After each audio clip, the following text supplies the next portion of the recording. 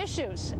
You know, the American people, there aren't many issues that they haven't heard everybody talk about so far, but you know, we're at the contest stage, obviously, and now, you know, if you win on Tuesday, you're going to have to start thinking about how you represent people who you may not have agreed with you. How do you do that? Oh, sure. I mean, we always hear this sort of uniter stuff, but how do you reach out to those That is a people? great question, and that's where my experience as an executive gets plugged in. As mayor, of course, you're working in a nonpartisan, bipartisan manner all the time. You're filling potholes, and you're making sure your police department is fully funded. You're taking care of the people whom you are serving, never letting excessive partisanship on that level get in the way of just doing what's right. And then on the state level too, as governor, being able to reach out across party lines, me appointing Democrats and independents and Republicans in my administration, got the track record to prove that that's the way I operate, is getting along with those who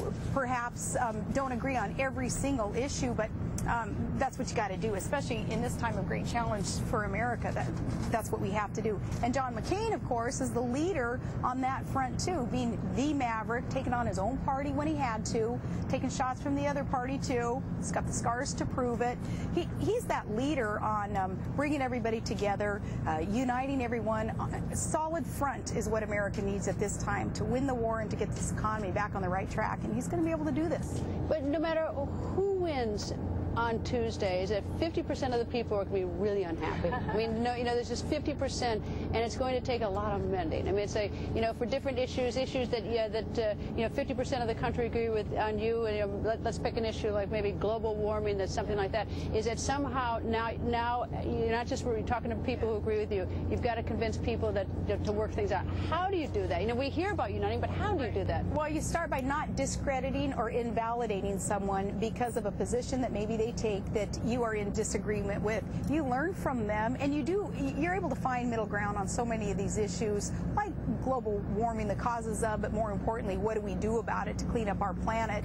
There is always a way to work with another person, and again, I think that it bodes well too where we're going here with for our family that's quite diverse, different politics all mixed into our family. That's been a good solid foundation for me, understanding how maybe we disagree on some of the particulars on an issue. We don't have to be screaming at each other though. Let's find a way to work together and solve a problem. That's what we've done in our family. And what's the single, in your mind, the single most important reason not to vote for the Democratic ticket? There are two. I can't ratchet it down to one. Okay, give me the two. Okay, on the two. On the economic front, they are going to, I believe they're going to put this nation on a course that will erode the work ethic and the entrepreneurial spirit that has grown this country into the greatest country on earth, because their idea of taking more from our families and more for government from our small businesses will kill job creation opportunities, and it will kill that idea that you will be rewarded for your hard work ethic, and unfortunately that kills opportunity too for us to be generous and compassionate with our fellow Americans.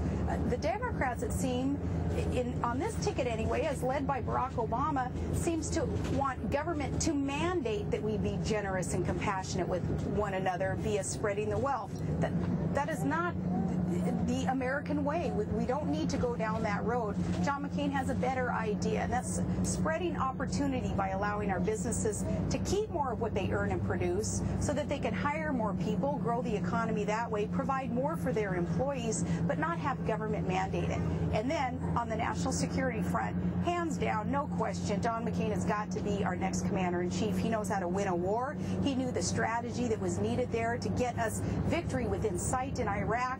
He'll know what to do there also as we deal with the horrendous problems that are erupting in the areas around Afghanistan also. He's paid the price. He's been tested.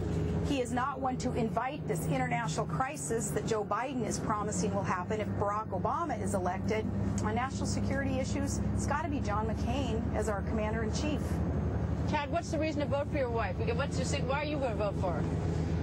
Why? Because, you know, Senator McCain and Sarah, they're so much alike, it's almost scary. I mean, the first time that we met the McCains and spent a few hours on the road, and they just feed off each other, and they just understand what government's role is, and that's what makes them just a great team.